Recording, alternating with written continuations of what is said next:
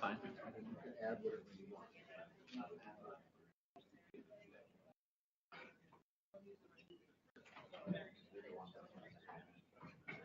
No, I'll just.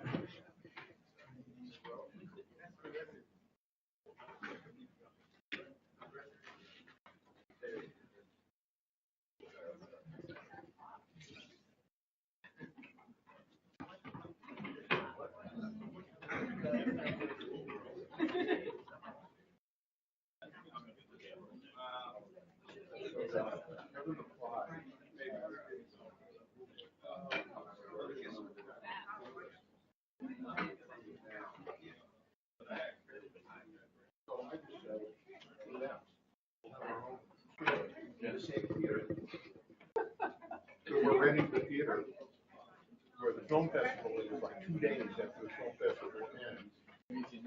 Yeah, most of it. No. No, they wanted the pieces up there.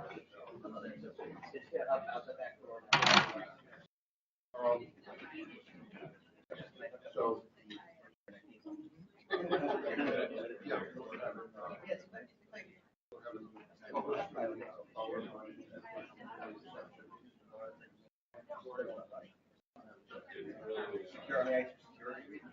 Well, you know, it's just a lot of it. That's when our state of the art. Yeah. 10 years ago.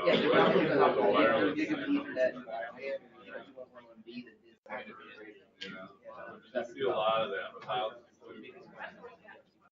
We've also done for frequencies of motion.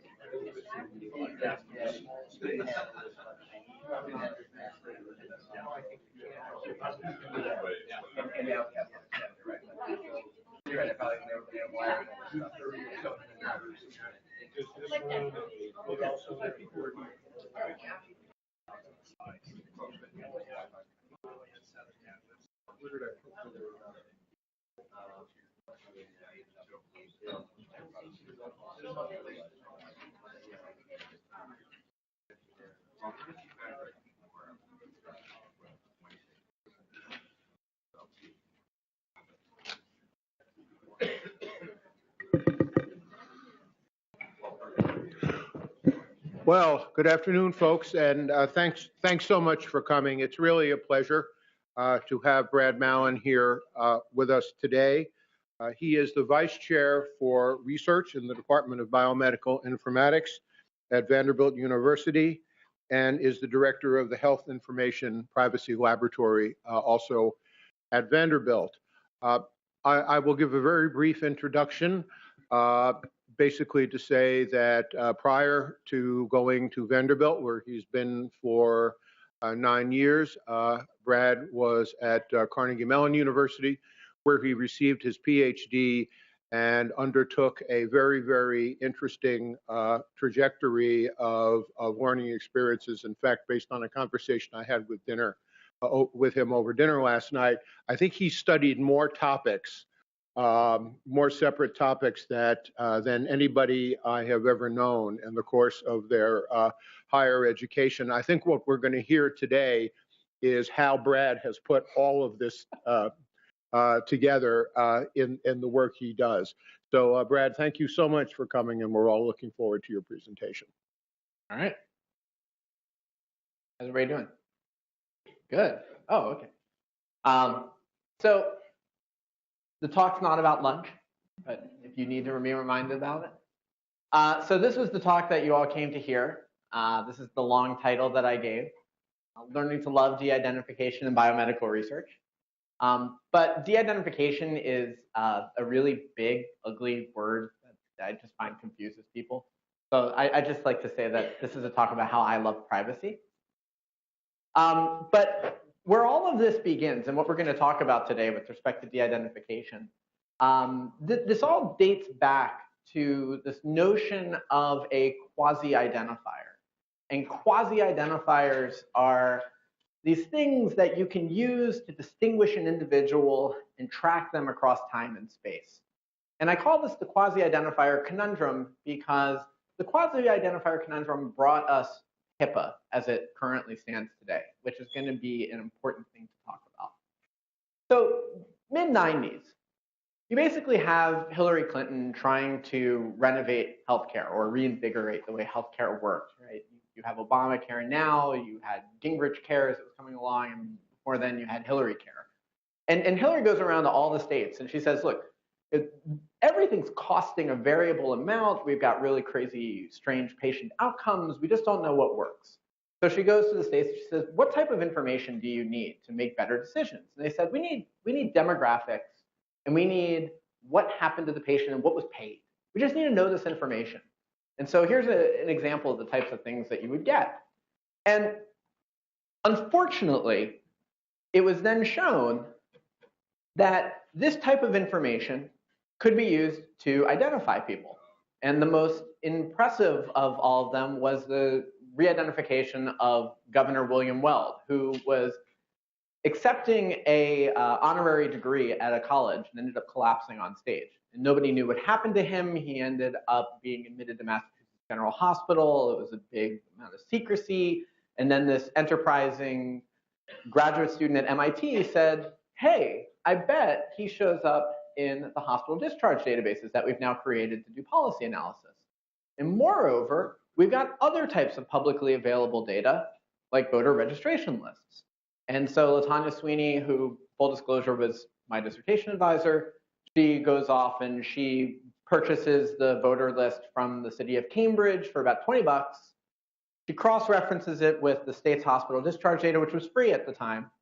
And out pops Governor William Weld. He's the only person with his 5-digit zip code, with his birth date, with his gender, and his approximate admission time. And so this created a whole host of problems and confusion. So there were claims that said enterprising MIT graduate student hacks into secure MGH hospital system. And there were similar types of stories in the Boston Globe and other types of newspapers. And really all that happened was that she took the information from these two resources, put them into Excel, click sort, and then out pops William Weld. But then she takes it a little further, and then people like Phil Golle, who was Phil Golle, who was at Park, start doing an investigation in distinguishability or uniqueness. And one of the things they noticed was that the typical demographics that were being used to identify people, 5-digit zip, birth date, gender, you put them in combination, and in the United States, you get a substantial number of people that are unique. This is a bit disturbing because this, up to this point in time, this was how de-identification was being performed.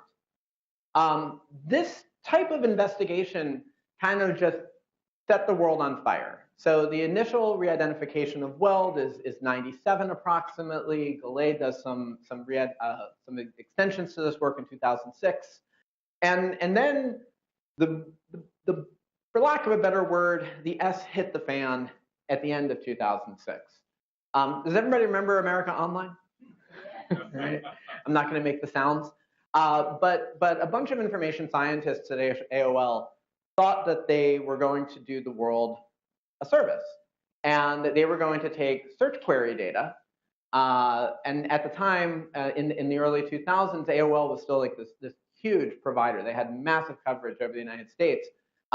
They took all the types of query data and then what you would click afterwards to try and they wanted to give this information out to try and make computer scientists have realistic data sets to work with to build better information retrieval systems.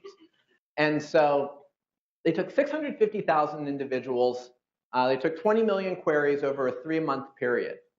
And what they did was they took the names of these individuals and they replaced those with persistent pseudonyms. And then they put this up on a website. They said, come, use the data.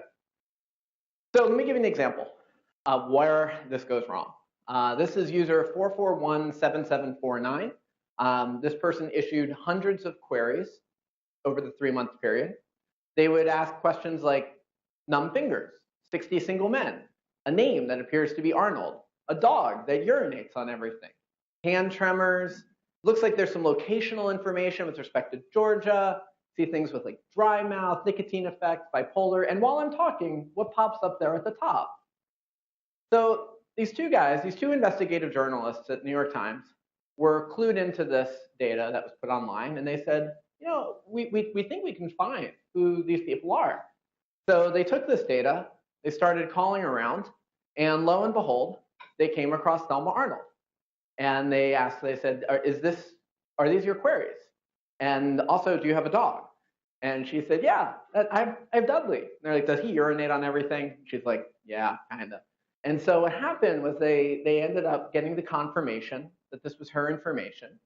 And they then moved forward with a New York Times article about what AOL was doing to violate all their consumers' privacy. That's only the tip of the iceberg. Let's go through the timeline. So they post the data up on July 2006. In early August 2006, the New York Times article is published. In mid-August 2006, AOL goes, uh-oh, and they remove the data. In late August 2006, the CTO resigns. The head of AOL research, as well as the project manager, were dismissed. The project manager is now a computer science faculty member at a prestigious university in the United States. And then in September 2006, the class action lawsuit was filed. Okay. You would think that we would have learned at that point. And then there's this little company called Netflix. So how many people use Netflix? Yeah. So Netflix created this wonderful competition, right? They were going to show the power of data science. And in 2009, they issued the Netflix competition. Does anybody remember the Netflix competition? Right. They said, you improve our predictive accuracy, maybe it wasn't the accuracy, or the performance by 10% or greater, we'll give you $1 million. And so here's a data set that you can use for training your models. You can submit your models to us. We'll test it on a holdout data set and tell you how well you're doing. And there's a leaderboard, and there's a nice little competition. And eventually, two teams that were getting really close to the top, they decided to join forces, create the Uber algorithm, and they got $1 million. At the same time, a couple friends of mine at University of Texas were trying to figure out how to identify people in that data set because it was publicly accessible. And they actually did. One of the beliefs was that they actually identified themselves in the data set, which was quite intriguing. And the way they did it was they took all the movies that people were watching on Netflix, and then they looked at an identified resource, the Internet Movie Database, where people were self-disclosing their identities and also rating movies that they had watched. And what was really disturbing about this, so you might ask the question, who cares about movies, right? So the way the class action lawsuit was brought up against them was that there was a woman who was an in-the-closet lesbian who was still married. And she did not want people to know what she was watching or that she had potential certain tendencies. And so this was where the class action lawsuit comes from. This lawsuit, I forgot to mention, the AOL lawsuit was settled out of court. It never went through a full court proceeding. This lawsuit was also brought about by the same law firm that did the AOL case. This one was also settled out of court, approximately $10 million, I believe. They had another competition that was all set up, ready to go. And as a result, they just pulled all the data and said, no more competitions. So Netflix just went into hibernation. And they don't exist, right? Like, nobody uses them. Okay, so there's a couple of examples. But if you pick your favorite feature, chances are there's a paper that shows how it can be used to establish an individual's identity. So there's been a bunch of work in demographics in the United States, Canada, Australia, the EU. There's been a bunch of work done on diagnosis codes, laboratory tests, DNA. You pick it, chances are people are doing research in it. This is only like the tip of the iceberg.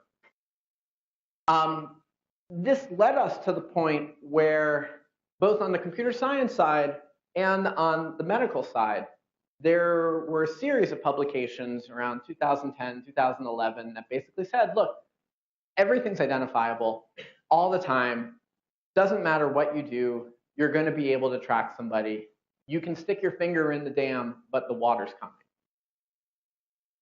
So this is where I get completely two-faced on you, because I was one of the people who was doing a lot of those re-identification studies. We published a lot on it. We got a lot of citations, patted ourselves on the back. And then there was this question of, does anybody care, right? You know, why are people doing this? Where is this actually going? Because if I give you enough time, enough effort, enough incentive to do so, and enough money to pull this off, chances are you could break into any system, right? Any system.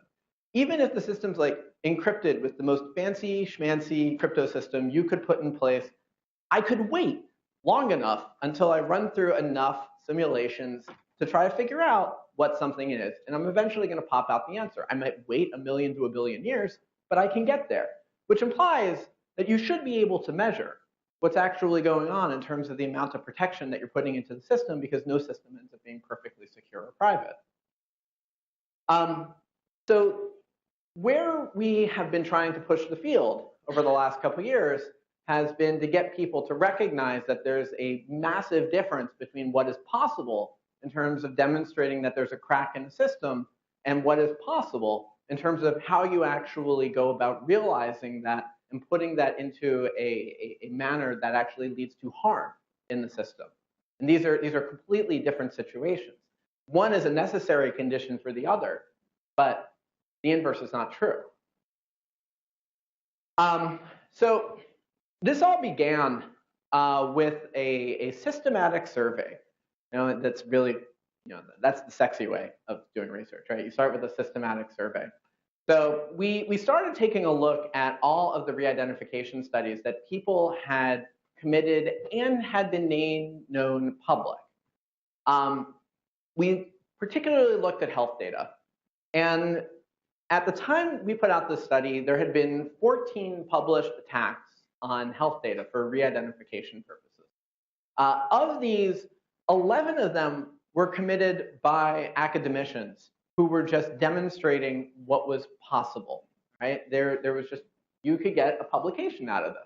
You get patted on the back by the community that likes to see this. Only 2 of these attacks actually followed any particular de-identification standard. Now, what I didn't tell you was that the AOL data, that wasn't de-identification. That was pseudonymization to the extreme. There was no changes made to that data set. All I did was strip off a name and slap back on some pseudonym. There was no actual strategy that was formulaic or systematic in what it did. So when we started looking at this, 2 of these actually follow a particular standard. And of those that are following a standard, I'll get into safe harbor in a second, the rate of identification that we saw was extremely small, on the order of 1 in 10,000 if you were lucky. That was best case scenario.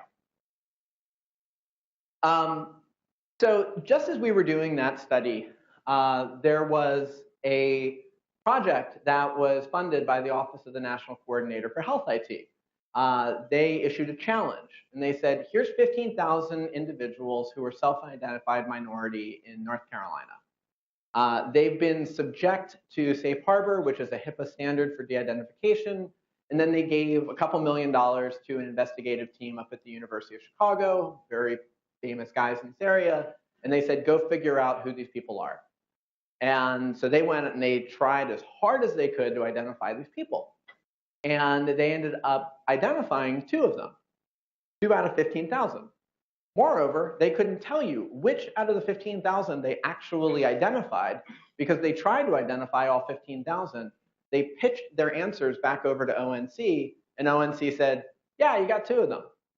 Good job, right? It's actually less than a random guess. So they tried to be systematic. It actually took them in the wrong direction.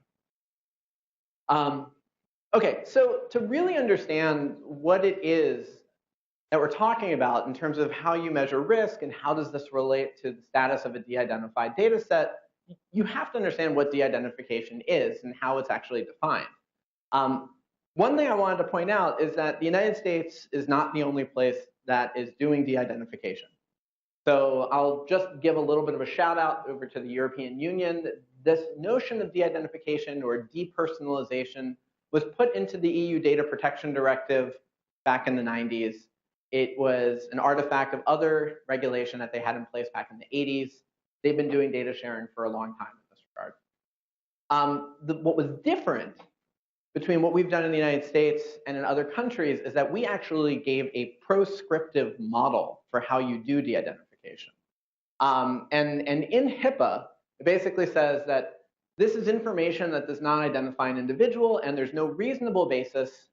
There's a lawyer in the room, right? There's no reasonable basis that the information can be used to identify an individual. Because as a computer scientist, reasonable, this doesn't translate into anything. So under HIPAA, you then had several different strategies that they offered. One was what was called safe harbor. That's what I was alluding to before. And under safe harbor, here's where the prescription comes in. They say, take out these 18 things. These are naughty bits. We don't like them. Remove them from the data. And then you need to certify that you have no actual knowledge that this information could be re-identified. Again, there's a lawyer in the room, actual knowledge. This is really hard to prove. You have to show that somebody sent you that email and said, hey, Bob Jones is going to be identified if you share this record. Then you go, yeah, I'm going to share the data, right? The alternative is what they called an expert determination. And what's notable about this is that the expert determination was actually the first thing that the feds actually laid on the table.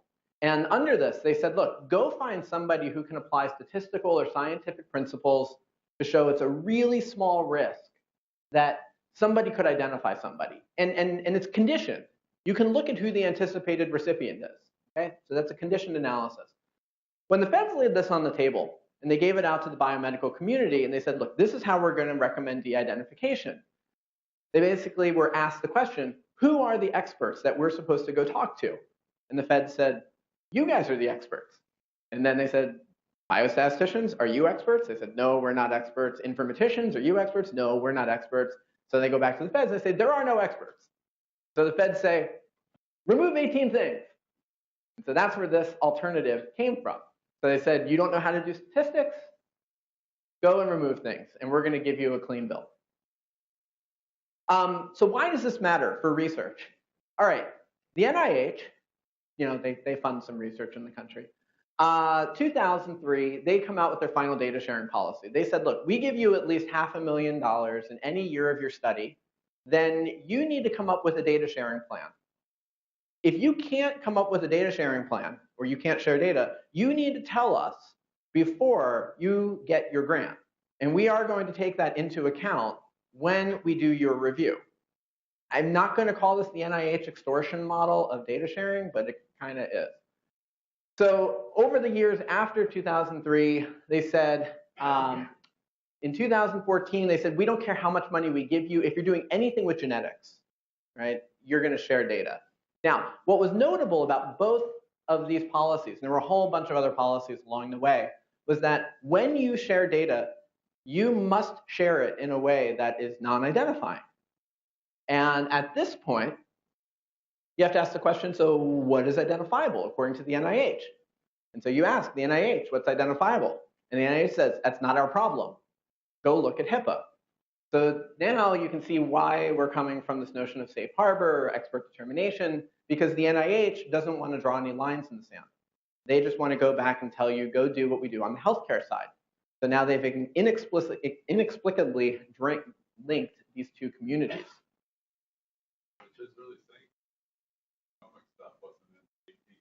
Wasn't in the 18 fields. So the notion of genomics is just, this remains an open debate. It will continue to remain an open debate for a number of reasons. So under HIPAA, all right, it gives you several different options.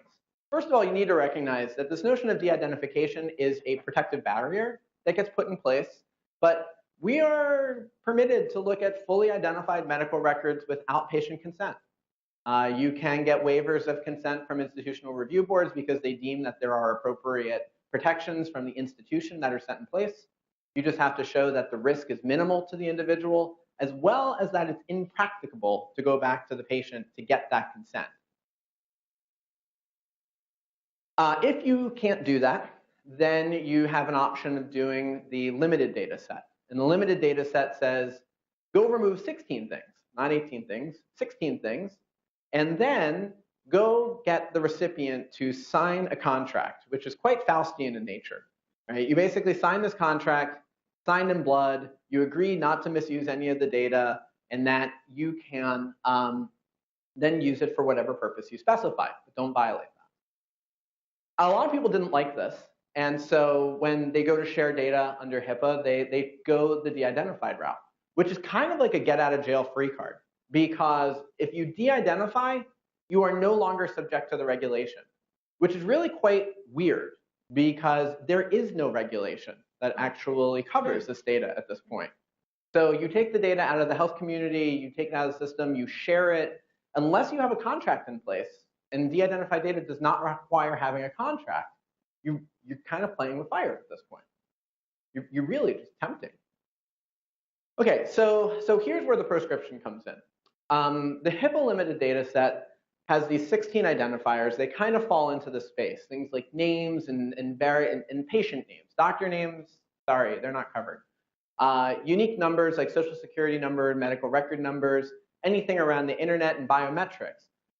Biometrics, as Brian was alluding to, genomics was never explicitly pointed out in HIPAA. It is a major debate whether or not DNA should be covered by HIPAA.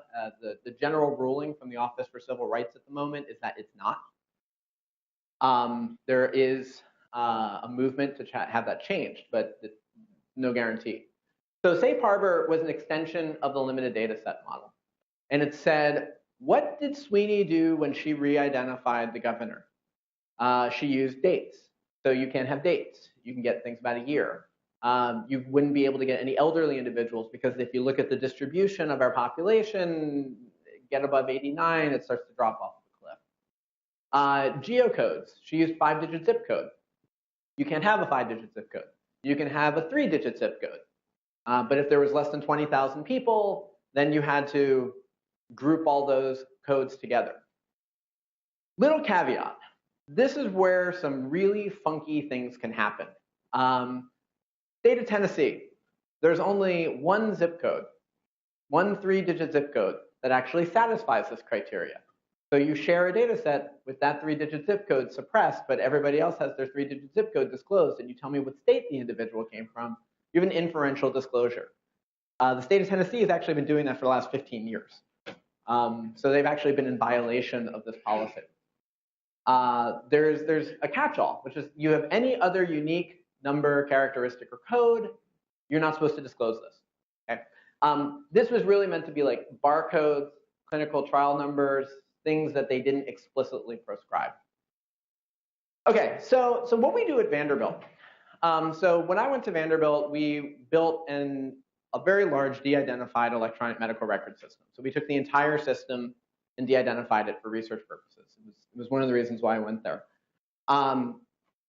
The challenge with this is you no longer have really nice structured data, like what we're expecting.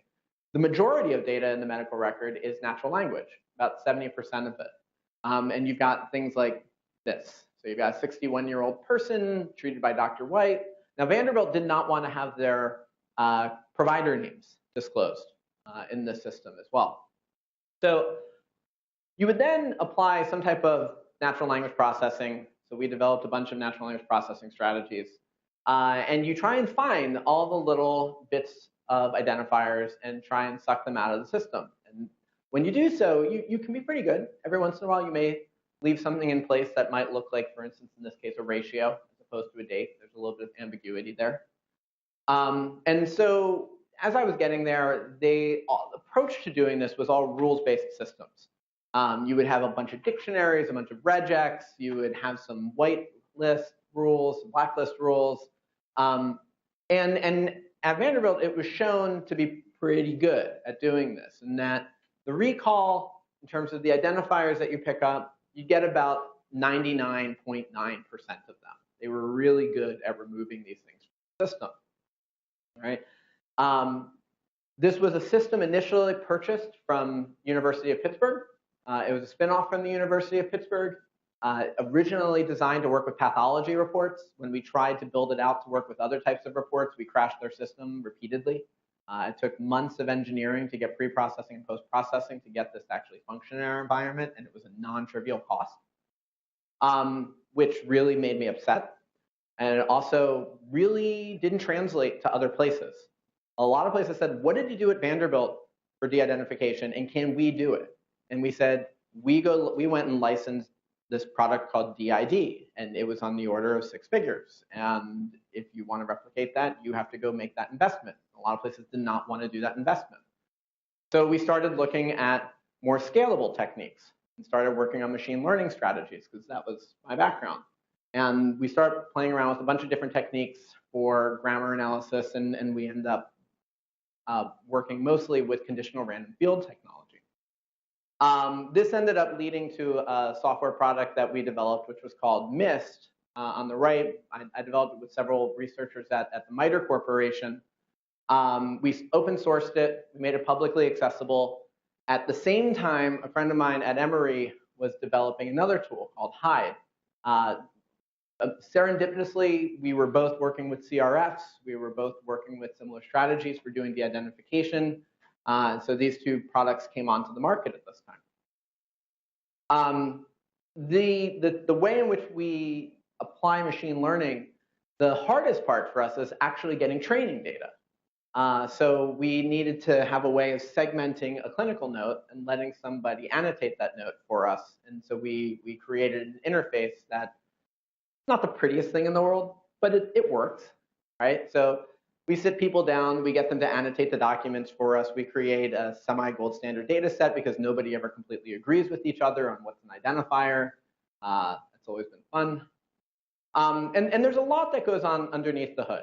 And I'm not going to go through all the engineering. I'm just going to tell you there's a lot that goes on underneath the hood. You have to regularize data. You need to get the grammar parsed. And then you need to learn your models and apply your de-identification models. But the question was, will machine learning or de-identification scale to other environments? Will it be useful? So we took this strategy and we started applying it to different types of notes that you come across in the EMR. We looked at discharge reports, laboratory notes, letters, and orders. And we took a look at the precision and recall under various amounts of training. I'm just showing you one instantiation, mostly 200 to 400 reports for training, 50 to 100 for testing.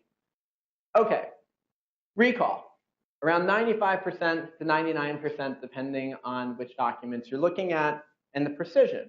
Now this is quite notable because when I showed you what Vanderbilt was doing earlier, I didn't show you precision, and that was because when I got there, they weren't measuring precision.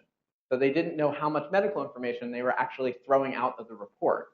What we found was precision was anywhere between a loss of 10% to 1% in terms of information that were not identifiers.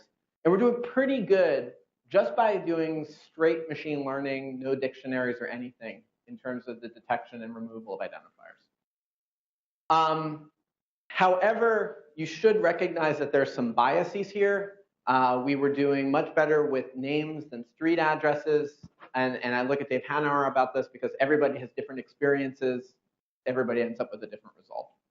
So good, bad, there's variation depending on the type of identifier you deal with. So what exactly was retained is often a question.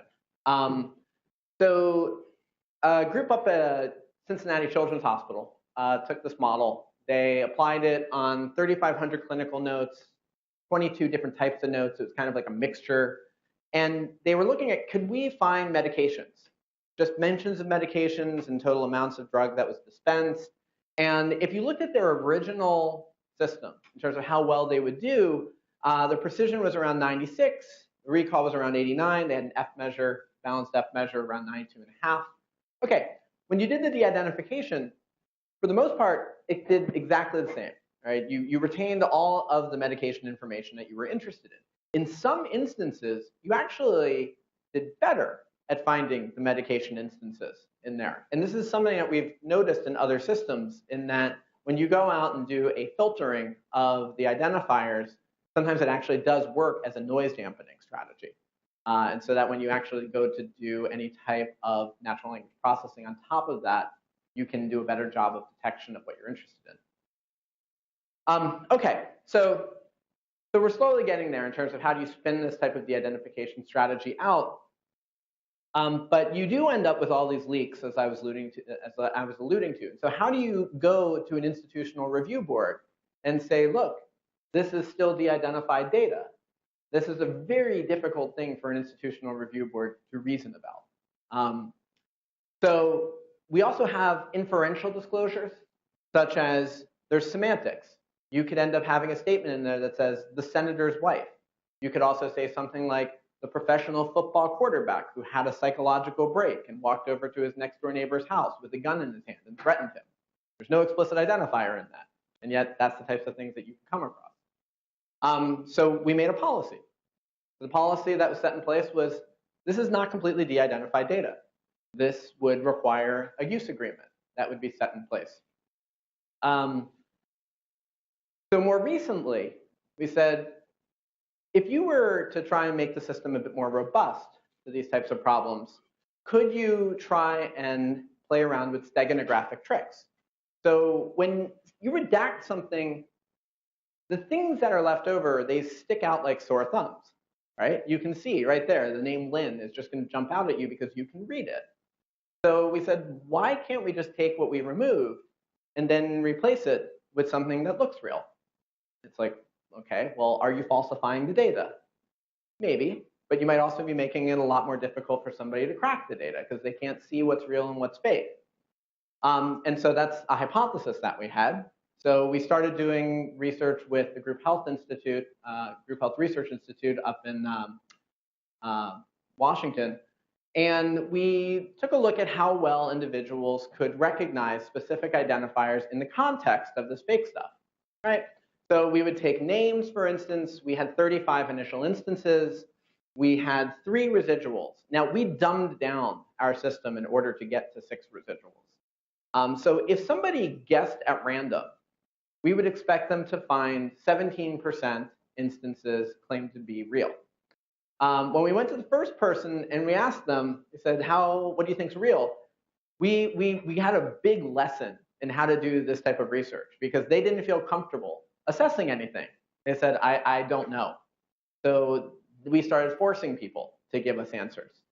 And at this point, we had an individual who did better than random. And so the system wasn't completely protective. But what's important to recognize here is that you ended up in a system that was still better off than where it was if you just used straight redaction. Because this is just of like that small little piece of the pie that was left over. We're trying to cover that up. So what it's showing is that there's no foolproof way to prevent that from being disclosed. In fact, we have some recent research that shows you can parrot a machine learning attack on this.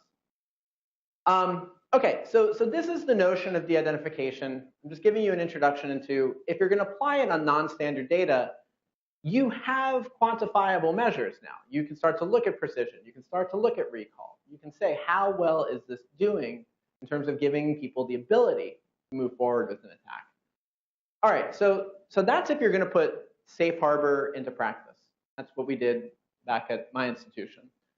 So we started to try to step beyond this and say, all right, how do we start doing these statistical techniques? How do we actually go about measuring risk in the system? Because it's not exactly what's being done. Sorry, so this is exactly what HIPAA says, if you want to read it. This is just the statement again, very small risk, reasonably available data, anticipated recipient. These are all conditions. The reason why these conditions, I think, are important for informaticists, computer scientists, anybody who's a policy or compliance manager to take into account is that this is what's going to happen to you if you end up in court. This is really going to be the litmus test. So an extremely simplified view on risk. Okay, this is not a perfect probabilistic representation, but risk in this situation can kind of be split into 2 parts. The one that most people look at is the second one. It says, what's the probability of a re-identification given the attack is going to be committed?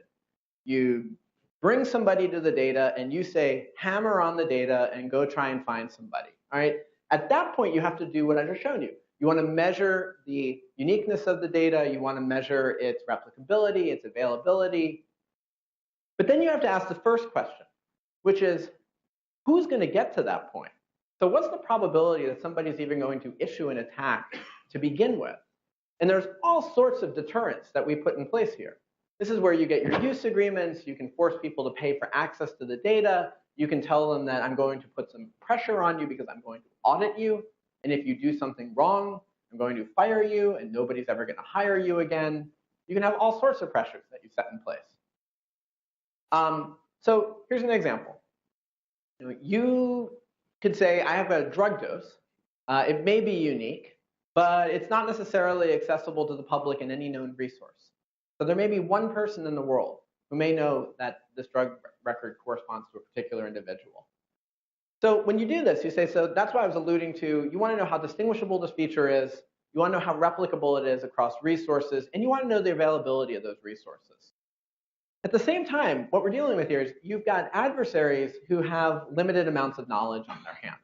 They're clearly not going to have the entire electronic medical record system of Michigan sitting in their head at all particular. So when people try to move, when they tried to move towards expert systems, they came up with very simplistic definitions of what this type of risk would be. One of which was called k-anonymity.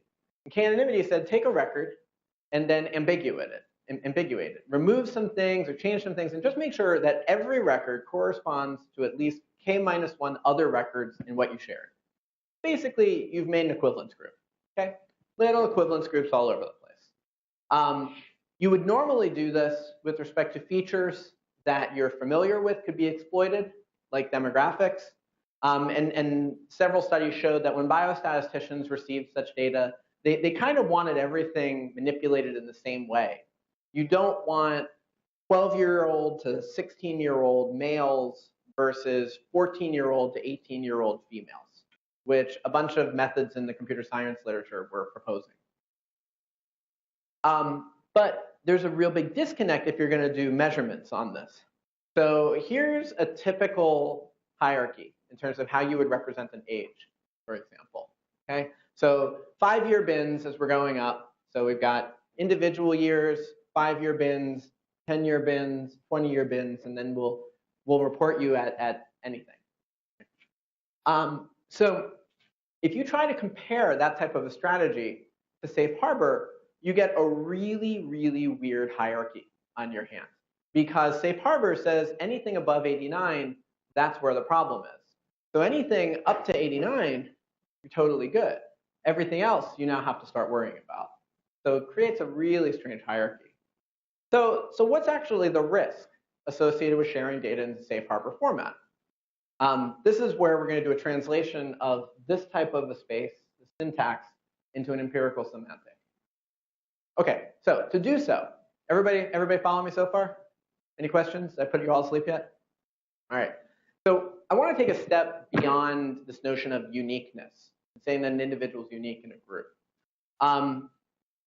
Now, to do so, I'm going to start measuring the identity, the risk associated with somebody using population statistics.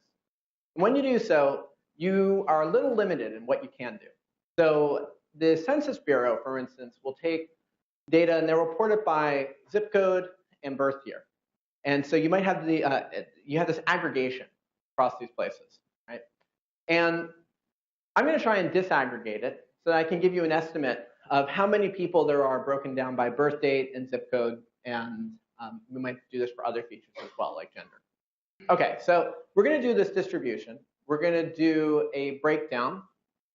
And the way in which we're going to do this is we're going to assume, swear this is going to be the only math that you see today, we're going to basically assume that the data is uniformly distributed at random, no different than a balls to bins problem. I've got n people up here, and then I'm going to start to try and see how they fall across this set of potential values. Now, I don't have to use uniformly distributed at random. For the example I'm going to show you for birth dates, turns out that this one works extremely well as an approximation. But in doing so, what we're going to do is we're just going to count how many of these bins have a certain number of balls in it at the end of the day. And then if how many of those bins have less than k people, that's what's at risk. Now, there are some tricky things here in that this turns into what's called a truncated binomial distribution. There's no closed form expression for computing a truncated binomial. So we end up using a Poisson distribution for approximating this. As long as you have a decent number of people and a decent number of bins, it approximates pretty well. All right, so we went to all of the US states. Not to all of them, but we took data from all the US states. And we said, so under safe harbor, how many people are expected to be in a group size of X or less, right? 1 or less, 1 or 0, right? So really small in terms of uniques. It was about 0.04% of the US population. 3 or less, about 0.5, 0.6. You know, you get up to about 10 or less, and it's around like 0.03, I think. We compared that to safe harbor, to limited data sets. Why are we doing this? All right, here's de-identified on the left-hand side. Throw the data over the cliff and pray for that everything plays out. On the right-hand side, this is where you say, I'm giving the data to a trusted investigator who has signed a contract. Okay? How many people are expected to be unique on the combination of values that you can get in a limited data set? It's way more. Okay? By the time you just look at uniqueness, it's about 33% on average across a US state. By the time you get up to a group size of 10, you're at about 90%. So, all right, so we got a little bit of quantification here. So safe harbor, or a de-identified data set, is way less risky than giving data over to a trusted investigator.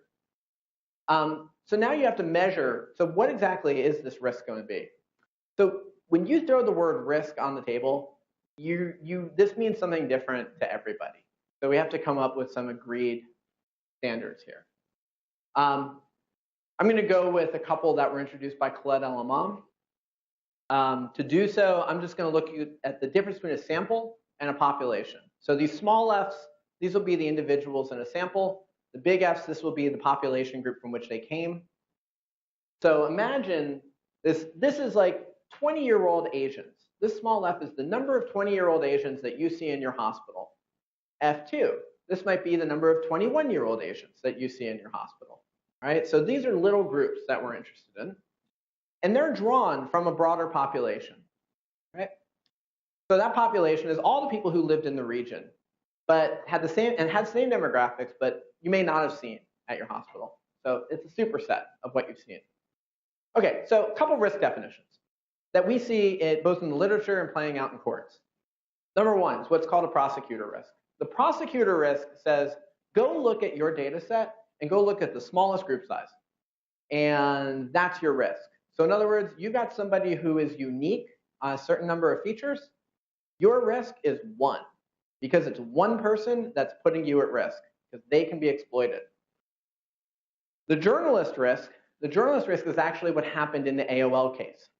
So the prosecutor risk, this is interesting. That's what happened in the re-identification of the governor. The journalist risk is what happened in AOL. AOL says, I don't know if they're in your data set. So the most risky record is based on the population from which somebody could be derived. Okay? So even though somebody might be unique in your data set, if you can show that that's a very biased selection and you had 100 people out there in the world that look like this person, it's 1 over 100. The marketer risk is kind of like an amortized risk. And this is what a lot of people tend to use when assessing risk in a data set. And they say, what's the average risk to an individual? Because I don't know a priori which record's going to be attacked. So I'm just going to look at the total amount of risk washed over the system. Okay, so the marketer risk, the name was introduced in the literature. I think a better term for this one is the class action lawsuit risk, because this is the one that is talking about breaches, right? When HHS or OCR is telling you you have to worry about breaches, they're telling you it's a minimum of 500 people that need to have their information breached before you need to make this reportable. So that uniqueness one, yeah, there's some concern there, but you want to know more about what's going on with this big one. All right, so we started doing some analysis in terms of saying, if we looked at different data sets, how much more risk is there in the de-identified versus the trusted investigator? So we looked at the ratio of risk for a limited data set versus safe harbor, and we started looking at it per state. And what you can see here is that if you look at uniques, in the state of Delaware, there's about 1,000 times more risk when you give the data to a trusted investigator than to the public. In Tennessee, it's around 2,300 times. Illinois, it's about 65,000 times because there's some small sampling issues that happen there. Okay, I'm throwing numbers at you. And the question is, what matters here? What matters is that risk is semantic because every different state, every different data set brings about a different amount of risk. And if you go and you use the federal government's blanket model for remove X, remove Y, remove Z, everybody puts their data in different risk. So if you want to move beyond uniques, as we did, and you go up to that magic number of 20,000, you get some really weird situations. So in the state of Delaware, the risk doesn't change at all. Okay. In Illinois, it's about factor 37. So what's going on in Delaware? Are they in a situation where they have no difference in protection?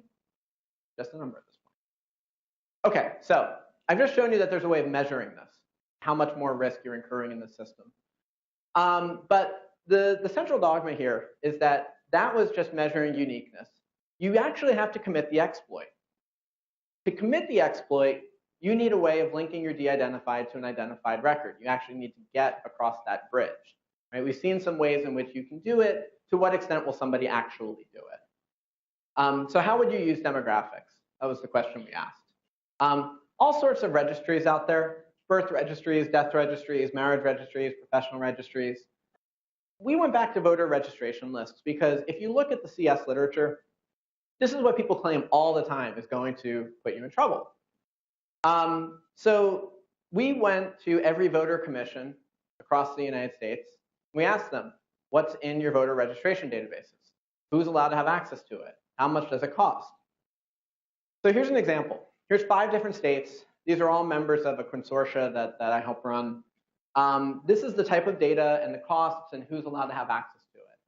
And you see a variable amount of information is made available at the state level. So you look at Wisconsin, for instance, and you get the name and address, but you don't get anything like a date of birth or a gender or a race, and it costs you $12,000 to get access to this resource. You look at Tennessee's data, you get all the things you're interested in, cost you $2,500. So you see these variations. When you try to actually commit the identification using the information that's available to you, what you see is that this is the graph I showed you before with limited data sets. When you try to actually link this for an identification, like people have done in the past, the risk drops by a factor of 3 to 10 really quickly. And it depended on the state, as I mentioned. So this is Illinois on the left, and this is Tennessee on the right. So here's that same, so this is a cumulative distribution function.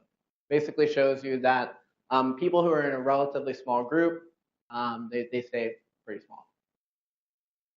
Okay, so what's going on with the cost here? This is where we got really intrigued. So if you were to try and do a safe harbor re-identification, the states that are the most at risk are Virginia and South Carolina. There's about 200 to 1,000 people who, if you guessed, that's about how many people you would be expected to get correct, and it wouldn't cost you anything in terms of doing the purchase of the data. Compare that to Wisconsin or West Virginia, and you get 1, maybe 2 people, and it costs you anywhere between $5,000 to $17,000. So if I'm your adversary, and I'm going to walk into the system, and you show me where the data is coming from, I'm clearly going to go and attack data from South Carolina at this point, because it's the path of least resistance. And that's where I'm going to go do my demonstration attack and publish a paper. So we started playing around with these models, and we started to try and come up with a parameterized statistical method that you could use to de-identify data. So what we would do to get IRBs to understand what we were doing, we would take data, health data, subject it to safe harbor. We would then run a risk estimation based on things that we knew were being exploited. And that would give us, a point. Right? That's a threshold. We'd say the federal government is already letting you do this if you stick your head in the sand. So we would then start playing around with the knobs. And this would be knobs for fidelity of different features that you would have in your data. So some things might become more coarse, some things might become more fine. I might allow you to have zip codes, but I might not allow you to have age at all. And then we would measure risk again. And when you stayed below the threshold, we could say, okay, you're good to go. You've met where you're expected to be. I'm going to skip how we do it, but I'm going to give you an example. So here's This is a cohort of 3,000 patients that we were doing a genome-wide association study on, basically looking at the native conduction in the heart. And we started looking at different policies that would be acceptable. So if we just shared the data under safe harbor, which is what we did, and the data is at the NIH and dbGaP, there was an expectation that one person would be at risk of identification through a random guess. When we started playing around with alternatives, we said, look, you could throw out the gender of this person. We kind of joke about that one because we're giving you the genomic data, so you kind of know what gender they are, right? So, but we could say you can't explicitly tell me what the race is of this individual. There's a lot of confusion around if somebody would be where in an Asian environment they'd be. So Asian or other would be a generalization. You could also just be as simple as take the 52 to 53-year-old age range and just group it together. And again, that risk is sufficiently low. It's under the point. We would argue that's okay. So why did we start doing this? Vanderbilt was a demonstration. In the electronic medical records and genomics network, we have a bunch of data sets that are currently being shared to the NIH. And of the ones I wanted to point out, so these are different phenotypes that are available in the data in dbGaP from different places. Group Health was doing a study on a dementia cohort. 1,500 people were above the age threshold of 89. When they gave the data to dbGaP, they truncated the data. However, all of the statistical models that they published in the literature were based on a continuous age distribution. So if you tried to replicate what Group Health did, you can't, because they had a lot of people who were over the age of 100 even. So we started applying this type of a search strategy to all these types of databases. We found all different types of policies that would work. That Group Health population was still a little bit difficult to get into an acceptable policy, but we could find one that allowed you to publish at age 90, at age 100, 110, and you could still get some more fidelity than you had before. Okay, I'll skip this part. So let me give like one. I'll get to the close in a second. What I've shown you so far is that you can get risk measures. Now you have to say, so what's the incentive structure? That's where a lot of our research is going now. The most recent paper we published on this a couple weeks ago, maybe I guess a month ago now, on looking at this from a game theoretic perspective. Let me tell you, when you tell the Office for Civil Rights that you're turning privacy into a game, they don't like this. We also look at rational behavior in the system. So what we're doing now is we're modeling the system as a publisher. We're a publisher. We have a certain utility for sharing the data. We want to keep it in its greatest level of fidelity, its greatest detail. And there's going to be a certain amount of risk associated with sharing it at that level, depending on what the adversary can do. All the strategies that you can invoke for protection, there's a lot of them. You can fuzz the data. You can generalize the data. It doesn't matter. It's just a mechanism. Okay? And now we're going to have a recipient of the data. Now, the recipient is going to have, for each level that we've shared the data at, each level of fidelity, they're going to optimize their behavior so that they get the best payout that they can achieve. So they're going to have a bunch of different ways in which they can try and attack the system. We're going to look, we place that as a Sackelberg game, so we look at what the adversary can do for each level that we share it at, and we go, what's your optimal behavior? Okay, there's his optimal behavior. We assume that is the risk. And then we're going to play this out again for every possible manipulation of the data set that we could put out into the world. And so now, okay, we can now optimize with respect to our behavior.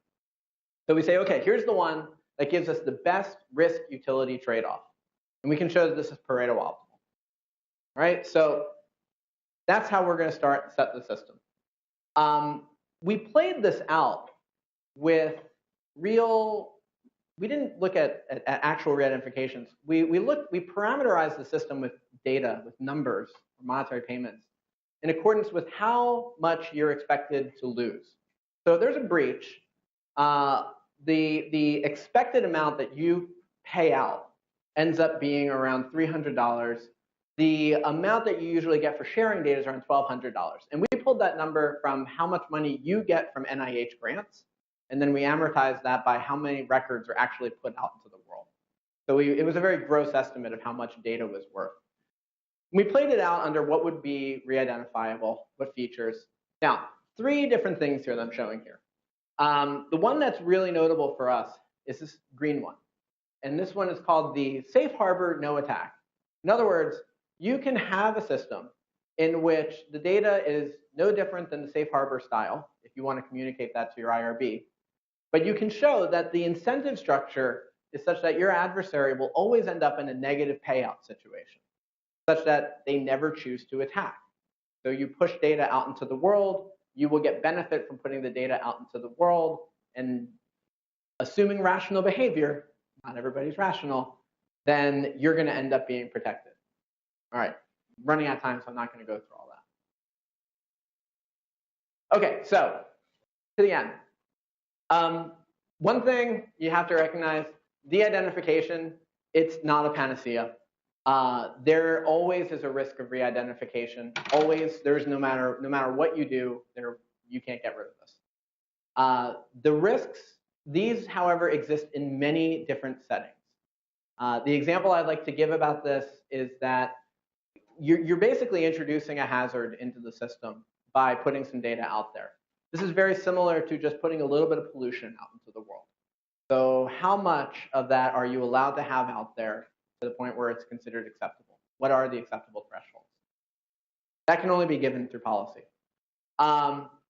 Challenges here, as I mentioned, what is the acceptable level of risk, and how do you ensure that you have a detection mechanism to keep somebody honest and in place? And audits are a very difficult thing to do here. So no matter what, I will always, forever and ever and ever, advocate for data use agreements. And I'm absolutely astounded at the fact that we take information that we know has a risk associated with it, and we throw it into an environment that doesn't have any protection associated with it whatsoever, which is really disturbing.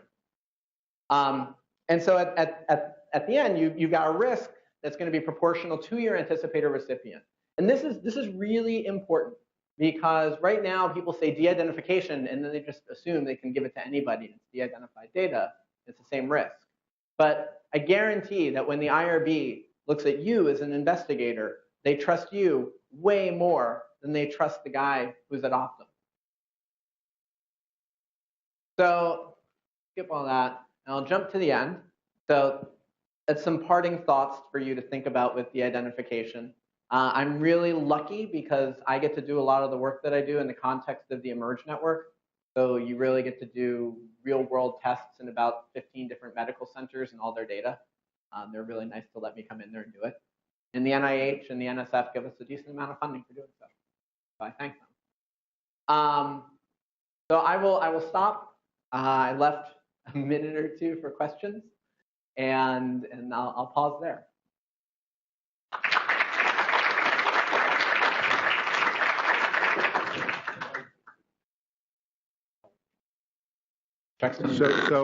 So Brad, thank you for a terrific talk. I think I understand your schedule for the rest of the day leaves you a few minutes. I think what we'll do is end the formal session here, but I'll invite people who would like to ask you questions, if you would be so kind as to stay in the vicinity, to come down and talk to you individually. So thank you very much again.